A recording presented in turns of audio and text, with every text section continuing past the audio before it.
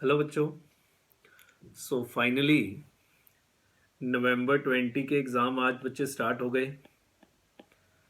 आज CA final FR का paper था पहला, आज पता है आपको, और ये पेपर मेरे सामने आ चुका है। ठीक है, आइए एक ब्रीफ एनालिसिस करते हैं, बहुत डिटेल नहीं, एक ब्रीफ एनालिसिस करते हैं कि एग्जैक्टली इस एग्ज़ाम के अंदर इंस्टीट्यूट ने क्या पूछा है।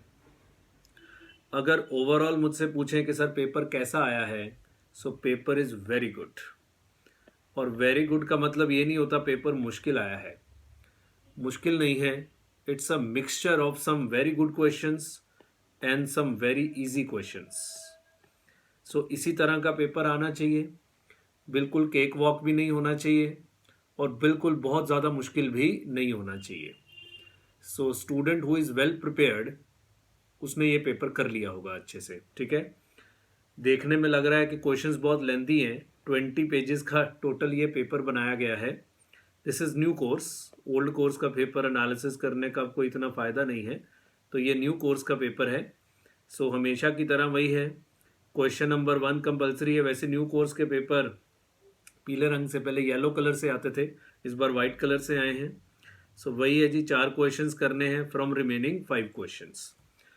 आइए एक क्विक एनालिसिस करते हैं कि एग्जैक्टली इंस्टीट्यूट ने क्या क्या पूछा है, ताकि हम थोड़ा सा ट्रेंड एनालिसिस भी कर पाएँ कि आगे क्या क्या चीज़ें आ सकती हैं।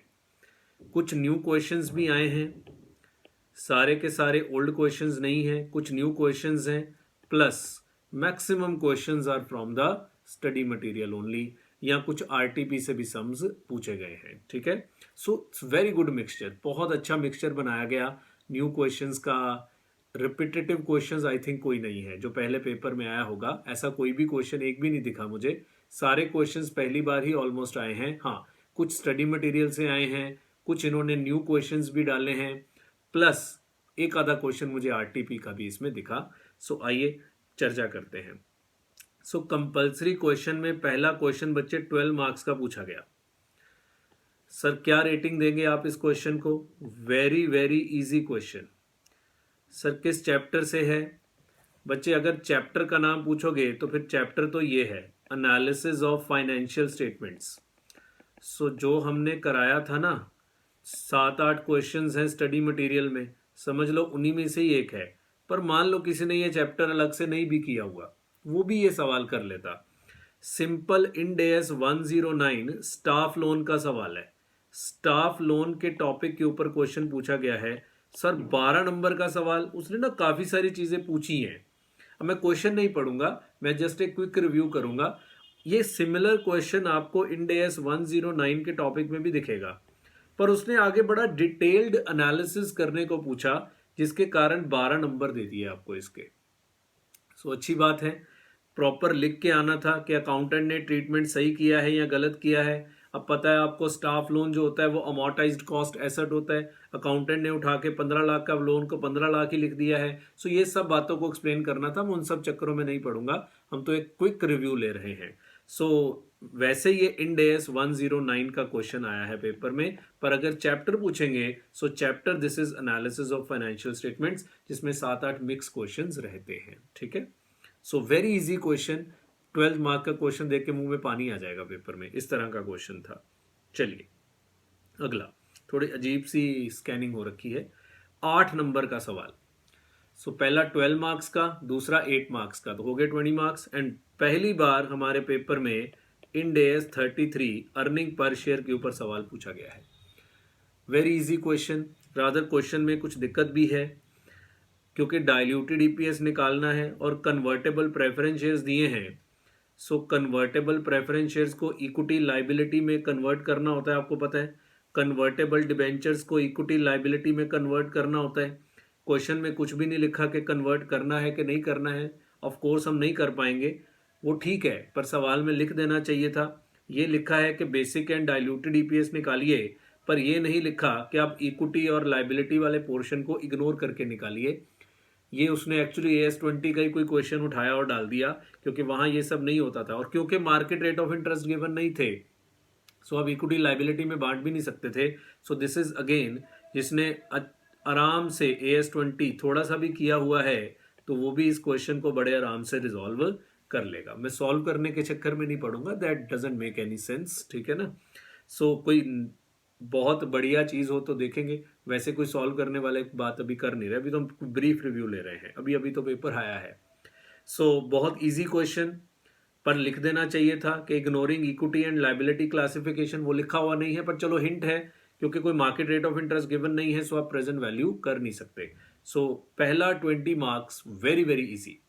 जनरली इसमें 4 क्वेश्चंस होते हैं, इस बार इसमें 2 ही क्वेश्चंस हैं, ठीक है। सो ये इजी हो गया आपके लिए। उसके बाद this is very good question, Ind AS 115 revenue from contract with customer, new sum. New sum मैंने ऊपर ऊपर से जल्दी जल्दी पढ़ा, बहुत बड़ा क्वेश्चन है, 14 नंबर का सवाल पूछा है। हालांकि इजी है, इतना मुश्किल नहीं है, बट न्यू सम है, इस तरह का सम किया नहीं हुआ है। न्यू सम है, वो आपने किया हुआ है। 2 तरह के मेथड होते हैं वेरिएबल कंसिडरेशन के लिए, एक्सपेक्टेड वैल्यू मेथड और मोस्ट लाइकली मेथड। उसी के ऊपर ये पूछा गया है कि पहले एक्सपेक्टेड वैल्यू मेथड पे करके दिखाइए, फिर बताइए अगर मोस्ट लाइकली मेथड पे करना है तो कैसे करना है, फिर जर्नल एंट्रीज। 3 पार्ट्स बना दिए गए, 14 मार्क्स का न्यू सम। न्यू सम इस तरह का सम नहीं किया हुआ है, स्टडी मटेरियल में तो नहीं है, ठीक है ना। सो अपनी तरफ से तो अभी इसमें हमने कुछ सम ऐड किए नहीं थे, बिकॉज स्टडी मटेरियल में बहुत ज़्यादा थे। सो ये पहला एक न्यू सम पूछा गया, पर a well prepared student can crack this sum, कोई इतना मुश्किल नहीं था।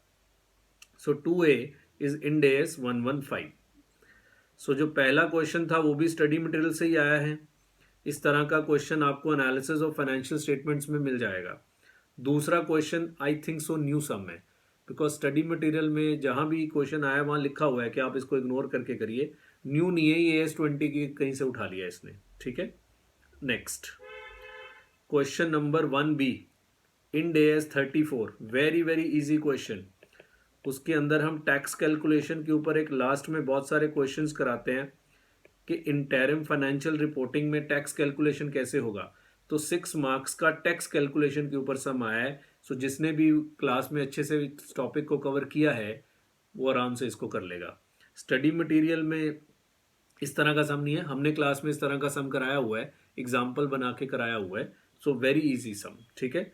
सो जिसने भी इंड AS 34 ध्यान से पढ़ा है वो ये सम कर लेगा, कोई मुश्किल नहीं था, बड़ा आसान सवाल था। अगला ये देखो, tax expense of each quarter निकालना था। देयर इज नो डिफरेंस, कोई डेफर टैक्स भी नहीं था, सिंपल बात थी, बहुत सिंपल था कि पहले वेटेड एवरेज टैक्स रेट निकाल लेते हैं, बाद में मल्टीप्लाई करके निकाल लेते हैं। वो चलो मैं उन चक्करों में भी नहीं पढ़ूंगा। आइए जी, question number 3A 8 marks, Ind AS 116। Ind AS 116 और ये क्वेश्चन आया है sale and lease back. Sale and lease back एक मुश्किल टॉपिक है इंड AS 116 का, पर ये क्वेश्चन जिसने भी वो टॉपिक क्लास में किया हुआ है वो आराम से ये क्वेश्चन कर लेगा। क्वेश्चन इज इजी, पर उस टॉपिक को कौन करके गया कौन नहीं करके गया इसके ऊपर डिपेंड करेगा कि कौन कर पाएगा। Question is easy, seller lessee, buyer lessor, ये सब टर्म्स आपको याद होगा कि सेल एंड लीज बैक के पहले हम एसेट को बेच के बाद में लीज पे लेते हैं। हम 2 सिचुएशंस में पढ़ाते हैं, control is transferred, control is not transferred. Main case होता है कंट्रोल इज ट्रांसफर्ड, उसमें फर्दर 3 केस होते हैं, selling price is equal to fair value and all that things. अभी हम उन चक्करों में नहीं पढ़ेंगे, पर this is easy question, very easy question. I think so जो स्टडी मटेरियल में क्वेश्चन है वो इसके जैसा ही है, नहीं तो हमने एग्जाम्पल वगैरह में ये कराया होता है। सो ये कोई मुश्किल नहीं था, जिसको सेल एंड लीज बैक आता था वो ये क्वेश्चन कर सकता था। Relatively kind of new question, study material में भी है इस तरह का सवाल। एग्जैक्टली मुझे ध्यान नहीं है, मैंने देखा नहीं है कि सेम है कि डिफरेंट है, मुझे याद नहीं है, ठीक है। बाकी स्टडी मटेरियल में था, एक क्वेश्चन ही था शायद सेल एंड लीज बैक के ऊपर। सो उसी तरह का सवाल उन्होंने पूछा है। बाकी हमने इसको क्लास में कवर किया होता है अच्छे से, सारे केसेस वगैरह भी कवर किए होते हैं। अभी मैं डिटेल में नहीं जाऊंगा ना, क्योंकि कईयों को तो याद भी नहीं होगा कि who is sale and lease back. So Ind AS 116 के ऊपर 8 नंबर का सम पूछा है, इजी क्वेश्चन था, कोई मुश्किल सवाल नहीं था। ये बच्चे इंड AS 36 इम्पेयरमेंट के ऊपर 8 मार्क्स का वेरी वेरी इजी क्वेश्चन। अगर आप इम्पेयरमेंट के क्वेश्चंस क्लास में किए हुए हैं तो CGU का इम्पेयरमेंट कैसे होता है उसके ऊपर ये क्वेश्चन पूछा गया है। Very very easy question, study material में इस तरह के क्वेश्चंस हैं। सो सेम है कि नहीं है मुझे ध्यान नहीं है, मेरा ख्याल सेम भी है, हाँ सेम भी है स्टडी मटेरियल में। तो स्टडी मटेरियल में ये क्वेश्चन था। सो बहुत इजी क्वेश्चन था। अभी तक मैंने एक ही क्वेश्चन को थोड़ा बढ़िया क्वेश्चन बोला है, दैट इज 2A, वो भी इसलिए कि वो न्यू सम था। अदरवाइज कोई भी क्वेश्चन इस तरह का अभी तक नहीं आया जो आप नहीं कर सकते। सब स्टडी मटेरियल में से ही आए हैं, कोई ऐसा मुश्किल नहीं है। ठीक है, ये भी मुझे ध्यान आ रहा है शायद स्टडी मटेरियल का ही है। एक बार देखें, एक बार स्टडी मटेरियल देखते हैं ना कि स्टडी मटेरियल का है कि नहीं है। Ind AS 116। So sale and lease back के ऊपर से ये क्वेश्चन पूछा गया।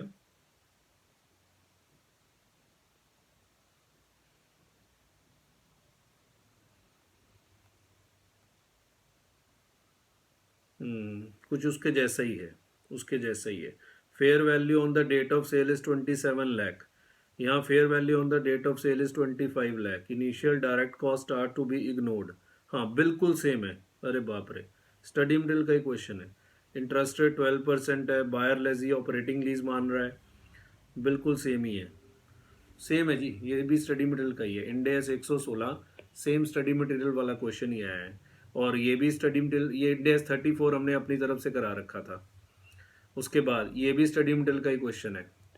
इंड AS 36 भी स्टडी मटेरियल का ही क्वेश्चन है। आइए जी नेक्स्ट, इंड AS 2 के ऊपर 4 नंबर का सवाल है। ये जो इंड AS 36 बहुत इजी क्वेश्चन है, 8 नंबर का क्वेश्चन है। ये 4 नंबर का इंड AS 2 और ये भी स्टडी मटेरियल का क्वेश्चन है। बहुत अच्छा क्वेश्चन है, मतलब अगर आपने नहीं याद है तो शायद आप कर नहीं पाएंगे, पर मैं आपको दिखा देता हूँ कि ये देखो, ये भी स्टडी मटेरियल का ही क्वेश्चन है। हमारे स्टडी मटेरियल का नहीं, इंस्टीट्यूट के स्टडी मटेरियल का भी है, हमने भी तो वही से ही लिए है, हमने कौन सा घर बनाया है। सो ये देखो,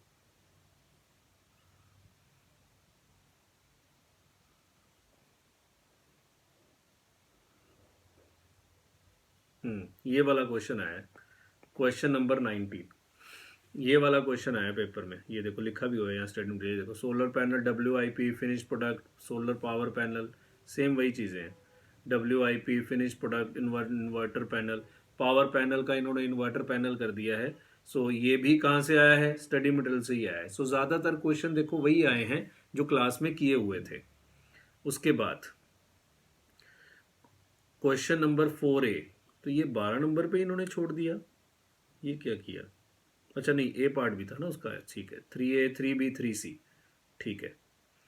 उसके बाद question number 4A, very easy question on Ind AS 109। Compound instrument के बिना पेपर कहाँ बनता है। कि आपने कन्वर्टेबल लोन जारी किए हैं, नॉमिनल वैल्यू 12 लाख है एट पार, रिडीमेबल है और यहाँ कन्वर्टेबल है ना, at the option of the holder, market rate 10% है, इंटरेस्ट कह रहा है 96 का मैंने पे किया हुआ है। बताओ उसको बैलेंस शीट में, फाइनेंशियल स्टेटमेंट्स में कैसे प्रेजेंट करोगे। सो P&L में क्या क्या दिखाना है और बैलेंस शीट में क्या क्या दिखाना है, तो इसको करंट नॉन करंट तोड़ के दिखाना है। वेरी इजी क्वेश्चन, कुछ भी नहीं था इसमें। अभी तक सिर्फ एक क्वेश्चन अच्छा था सवाल जो दिक्कत दे सकता था, अदरवाइज कोई दिक्कत वाली बात थी नहीं। This is question on 108 operating segment. CA inter में इस तरह के क्वेश्चंस हम लोग कराते हैं कि रिपोर्टेबल सेगमेंट ढूंढते हैं, है ना। The segment revenue should be 10% और more of total segmental revenue, और external sale, internal sale. I think ये भी स्टडी मटेरियल का ही क्वेश्चन है। इस तरह का सवाल था स्टडी मटेरियल में, देखे जरा, इस तरह का क्वेश्चन था। एक minute,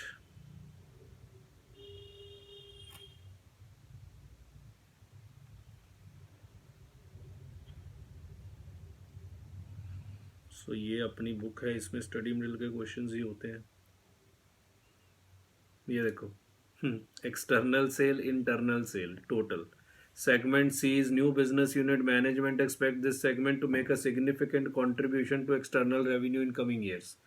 so same question, management is expected to make a significant contribution in coming years. तो again study material, very very easy question. मैं ये नहीं कह रहा हूँ स्टडी मटेरियल के क्वेश्चन याद करके चले जाओ, ना ना ना ना ना, आप कॉन्सेप्ट पे भी कर सकते हैं, ठीक है ना। अगर आपको इंड AS 108 अच्छे से पता है तो ये एक बहुत इजी क्वेश्चन था। हाँ, इन्होंने कवरेज काफ़ी ज़्यादा करी है इस बार। तो 6 मार्क्स का ये क्वेश्चन, पहला भी 6 नंबर का 4A, दूसरा भी 6 नंबर का 4A। तीसरा 8 नंबर का a question on end S 103 again from study material. Ditto सवाल पूछा है, डिट्टो क्वेश्चन। ये सिमिलर क्वेश्चन है, ये देखो, P limited spent acquisition related cost 2 lakh. मैं दिखाता हूं आपको।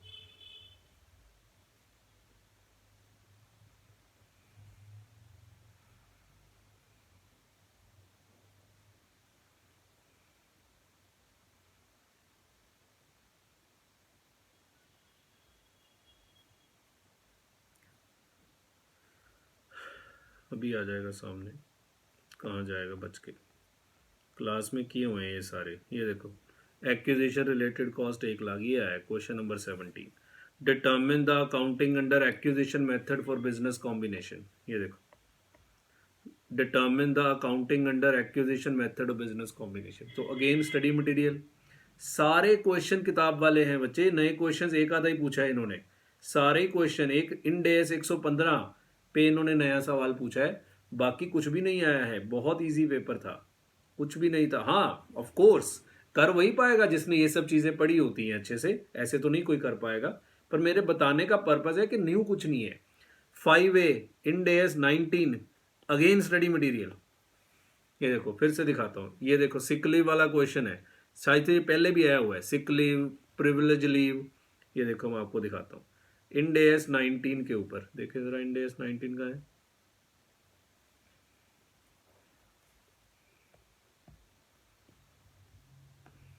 पहले ही है।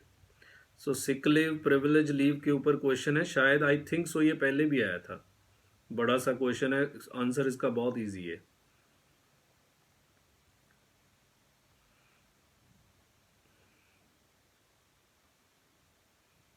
इस तरह का सवाल है ये, शायद यही है, sick leave is taken out of FIFO basis. कहाँ गया, एक बड़ा सा क्वेश्चन था। हाँ ये रहा, ये देखो, ये देखो स्टडी मटेरियल, ये मैंने एक लाइन में नीचे आंसर करा दिया हुआ है। इस तरह का क्वेश्चन है। सो 1000 एम्प्लॉयज़ हैं, प्रिविलेज लीव है, सिक लीव है। क्वेश्चन नंबर 16 है हमारी बुक में, पर बुक का स्टडी मटेरियल का क्वेश्चन है। सो अगेन ये भी सारा क्वेश्चन बुक से ही आया है। सो न्यू क्वेश्चंस कम पूछे गए, पर एक आधा पूछा है उन्होंने, पर कम पूछे गए। जिसने बुक के क्वेश्चंस अच्छे से किए हुए थे वो आराम से इस पेपर को कर लेता। सो इंड एस 19 पूछा गया। उसके बाद ये क्वेश्चन आई थिंक इस बार के आरटीपी से आया है, कंसोलिडेटेड कैश फ्लो स्टेटमेंट। हालांकि हमने बुक में डाल दिया हुआ है ये question, consolidated statement of cash flows. मैं बुक से चेक करा देता हूँ, ये रिसेंट आरटीपी में भी है और ये जीएफआरएस के पेपर में पूछा था। मैंने इस बार इसको स्टडी मटेरियल में इंक्लूड किया था। इधर देखो, इंड एस 7 से ये सवाल पूछा गया, पेज नंबर 85 पे, इंड एस 7। तो मैं जल्दी जल्दी बोल रहा हूँ कि बहुत ज़्यादा लंबी वीडियो ना बने, क्योंकि हम एनालिसिस ही कर रहे हैं, अभी कोई सॉल्व तो कर नहीं रहे हम।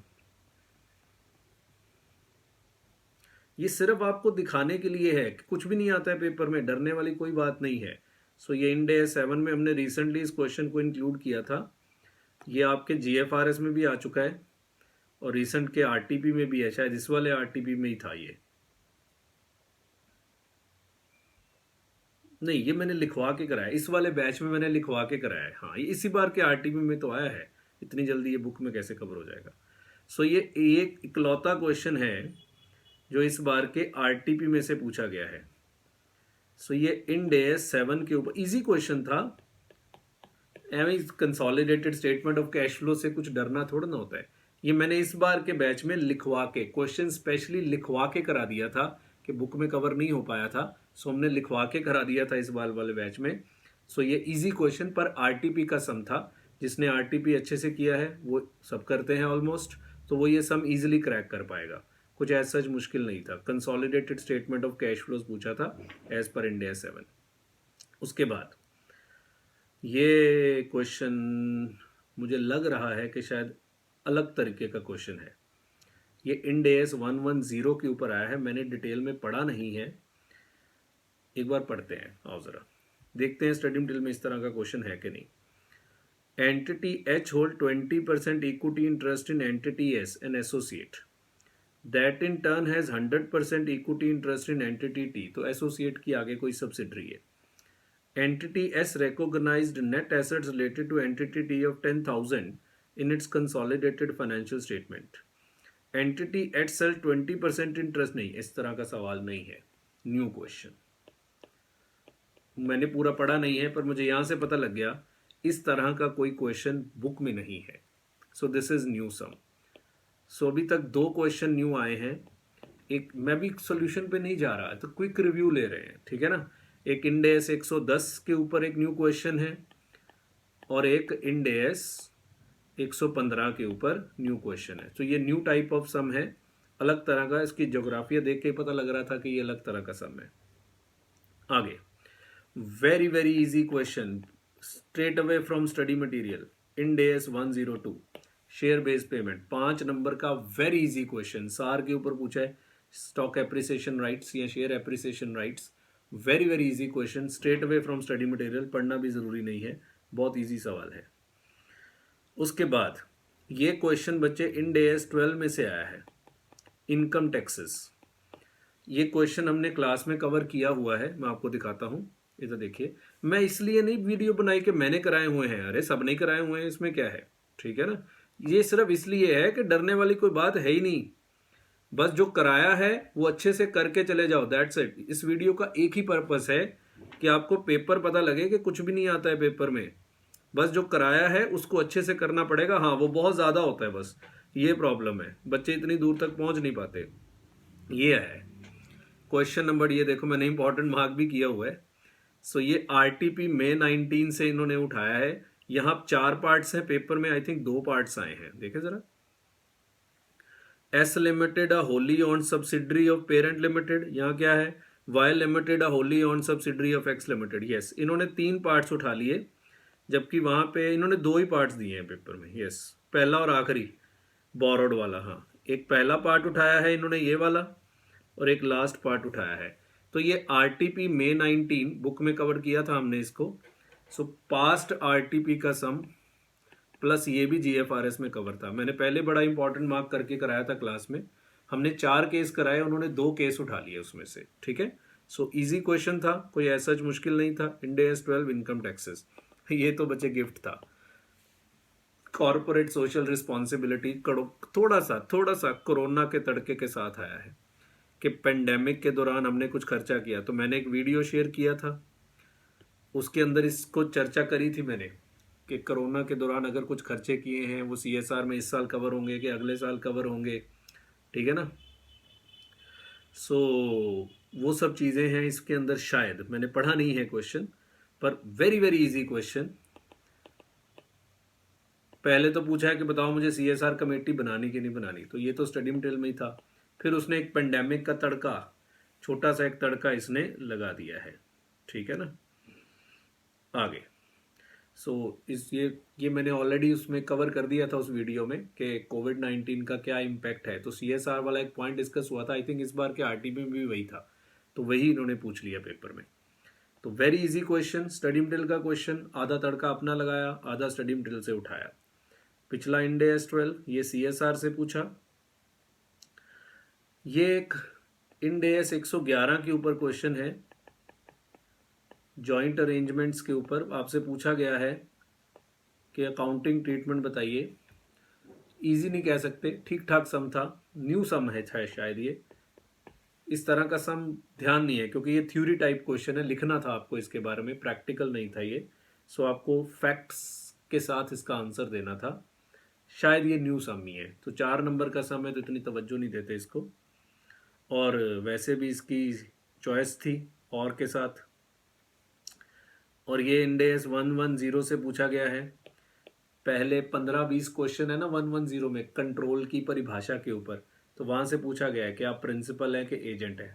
आई थिंक सो ये स्टडी मटेरियल में है, मैं देखूंगा नहीं, जहां तक मुझे ध्यान है ये स्टडी मटेरियल में है। एयरलाइंस वाला सवाल है, कहीं ना कहीं मैंने देखा हुआ ये question. That's it. So 80 to 85% paper study material से आया है, मतलब जो किया हुआ है वहीं से ही ये सारे का सारा पेपर आया है, जो ऑलरेडी आप लोगों ने क्लास में किया हुआ है। एक क्वेश्चन मैं अच्छा लूंगा, रादर 2। एक इंड एस 115, वो इजी क्वेश्चन था, आप कर सकते हैं, जब आप पढ़ेंगे आगे तो यू विल फाइंड कि हाँ वो इजी क्वेश्चन था। हाँ, बढ़िया सवाल था इंड एस 110 का, लग रहा है, मैंने अभी पूरा पढ़ा नहीं है, लग रहा है कि वो बढ़िया क्वेश्चन था। ठीक है। So on and all thumbs up to institute, बहुत बढ़िया पेपर बनाया उन्होंने। मेरे कहने से कि ये इजी पेपर है, ये सबके लिए इजी नहीं हो जाएगा, लेंथी पेपर है, बहुत क्वेश्चंस पूछे गए हैं, बहुत क्वेश्चंस पूछे गए हैं, तरह तरह के इंडेस से पूछे गए हैं, आरटीपी से पूछे गए हैं, पास्ट आरटीपी से पूछे गए हैं। सो आप क्वेश्चंस तो रट नहीं पाएंगे। सो अल्टीमेटली तो बच्चे कॉन्सेप्ट भगवान है। आप कॉन्सेप्ट पढ़ के जाइए, क्वेश्चन आरटीपी से आए कि स्टडी मटेरियल से, उससे कोई फ़र्क नहीं पड़ना चाहिए। बट स्टिल वीडियो बनाने का एक ही पर्पज़ था कि आपको पता लग जाए कि पेपर में कुछ खास नहीं आता, जो पढ़ के जाते हैं वही चीज़ें ये लोग पूछते हैं। ठीक है, चलिए बहुत बहुत धन्यवाद।